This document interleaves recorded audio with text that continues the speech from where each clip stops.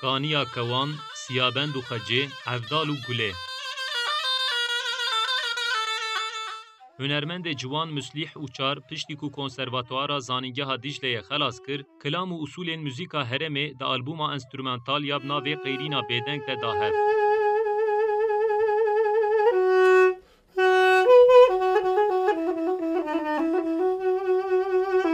Vê albûma me heşt stran çekir. Heta niha albûm çekiribûn. Ser filma, rêze filma çekiribûn. Radyo Rewanê jî çekiribû, Suda kevin bû. Lê muzîka Kurdî da kêmasîk me fehm kir. Ji bo nayê me jî hevalê me van dera me tev em hatine bal hev. Di albûmê de gelek amûrên wekî bilûr, zirne, mey û fîk hatin bikaranîn. Piraniya awazan jî ji gelên cîran û radyoya Erîvanê hatin stendin.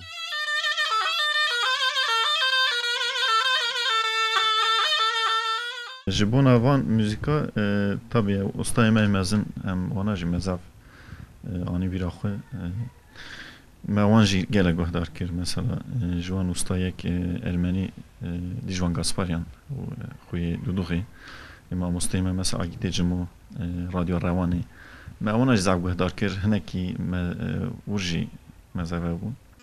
Müzîkçen Müslih Uçar diyar dike ku piştî vê dê hin albûmên muzîka Kurdî jî çêbike. Daxwaza wî ev e ku muzîka gelerî win dane bi û bigihê nifşên nû.